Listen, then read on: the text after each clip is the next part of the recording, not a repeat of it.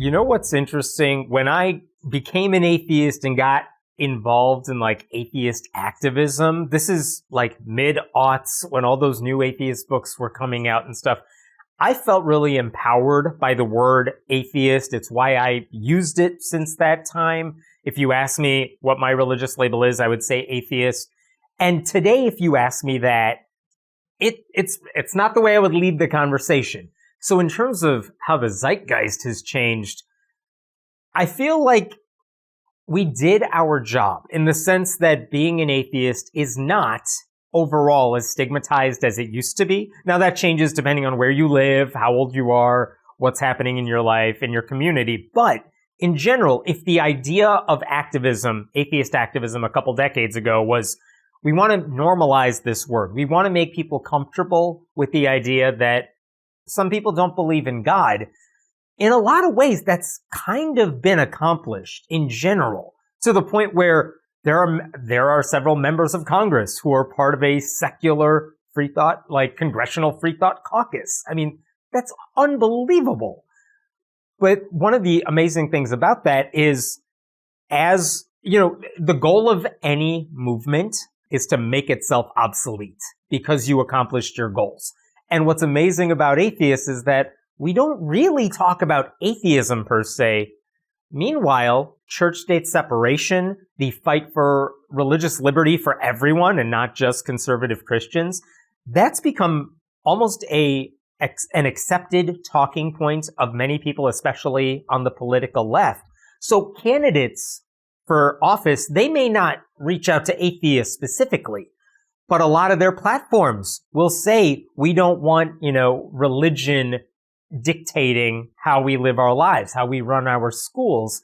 And to that end, it's like, yeah, you're doing the things we've been pushing for the whole time. Let's make sure science is not politicized. Let's make sure when we're reading books that might challenge our preconceived notions, there's no one stepping in to say you're not allowed to read that, at least not in a school. So in that sense, I do feel optimistic about the fact that more people than ever before agree with what a lot of atheist activists were fighting for a long time, where we got to follow the science where it leads, where we shouldn't be afraid of challenging, commonplace thinking.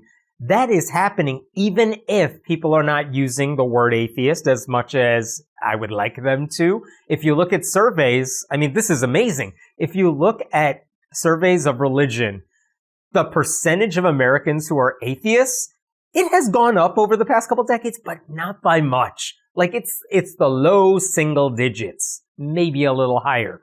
And yet, the percentage of people who are openly non-religious or don't have any religious label has skyrocketed over the decades.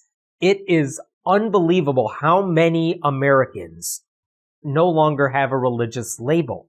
And yeah, a lot of them might believe in some higher power, but they don't belong to any church. If you ask them what religion are you, they don't say Methodist or Lutheran or even Christian.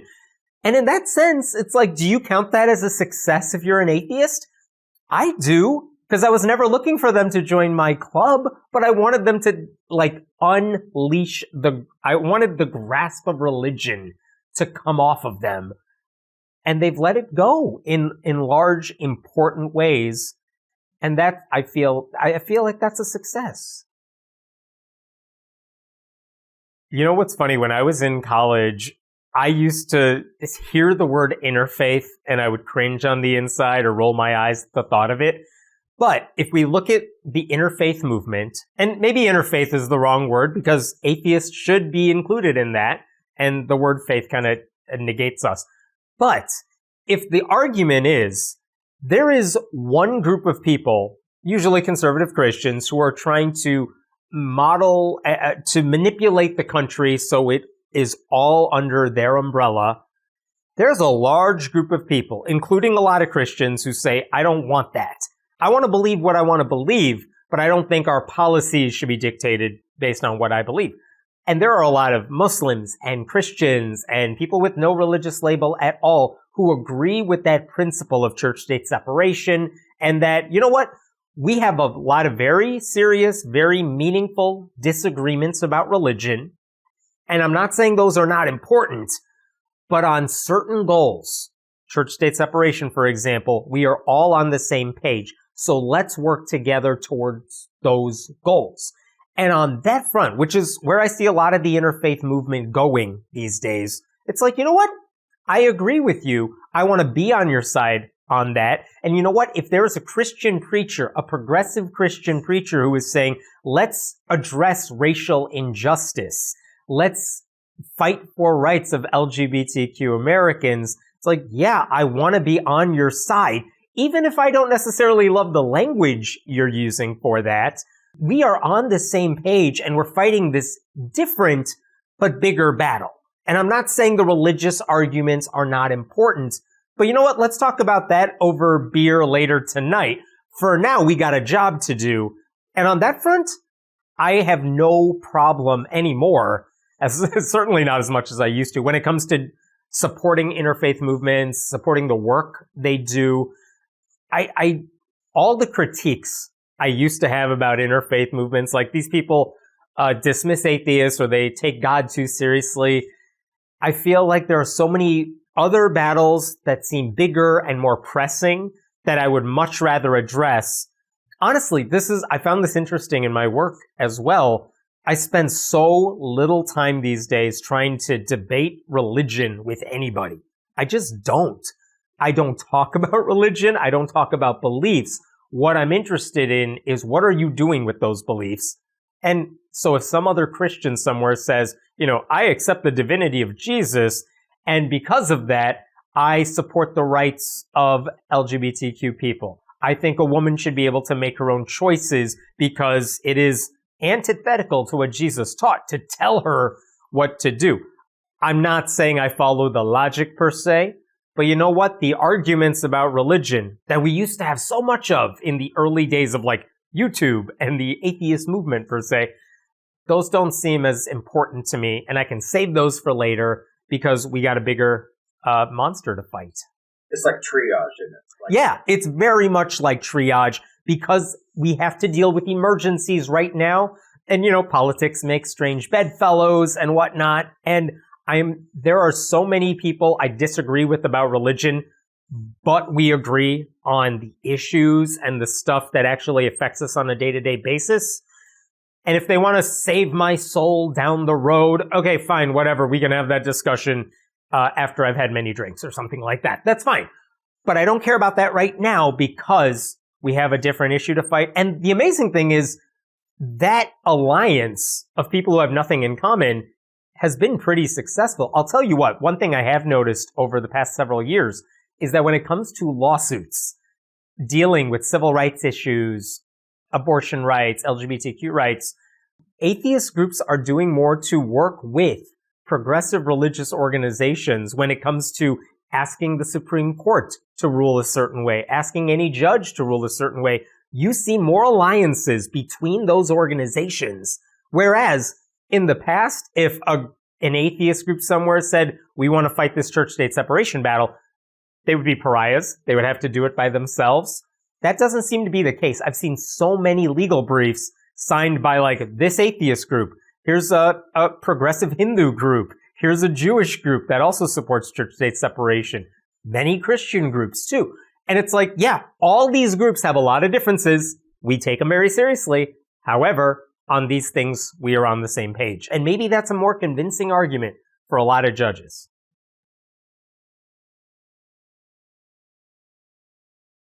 Atheism has always been kind of a old white guy's club. Maybe not even intentionally, but that's the way it was.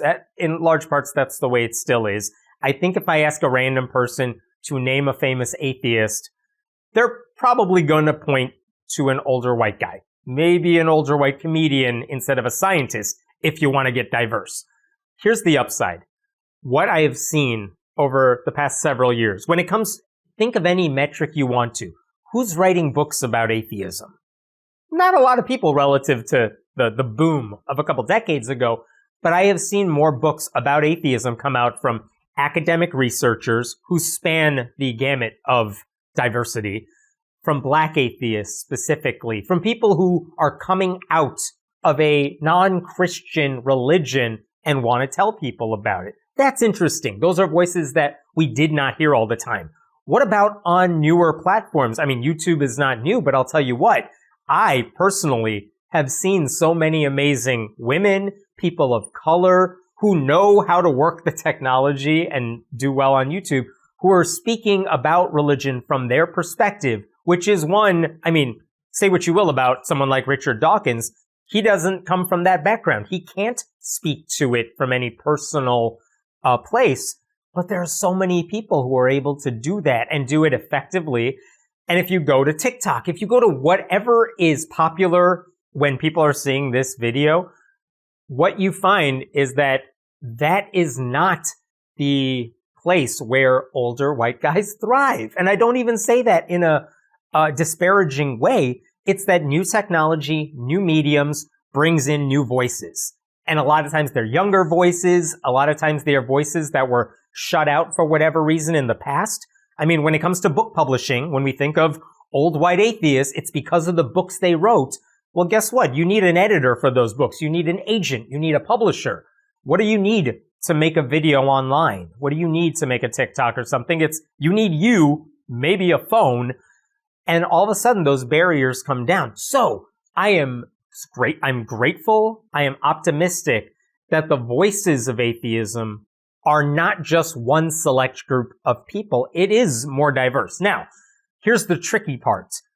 A lot of there are maybe 1,000 voices who are extremely diverse, but you don't necessarily have a couple of voices who fit one profile.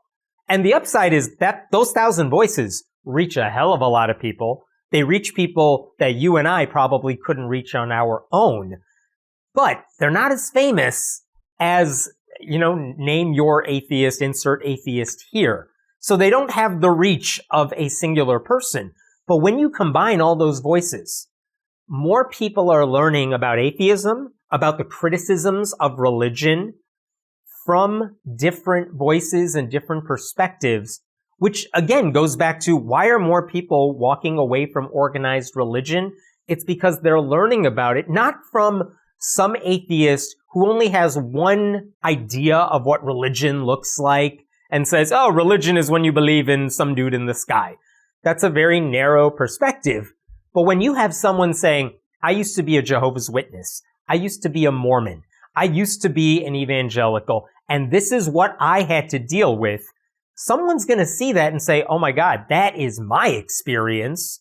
And when you hear it coming from someone who is black or ex-Muslim or ex-Jain like I am, and you get to hear those voices, it's way more appealing. It speaks to you personally because that person knows what you are going through right now. Whereas, and again, I don't mean this in a bad way, Richard Dawkins or someone like him can only speak about religion from a very narrow perspective.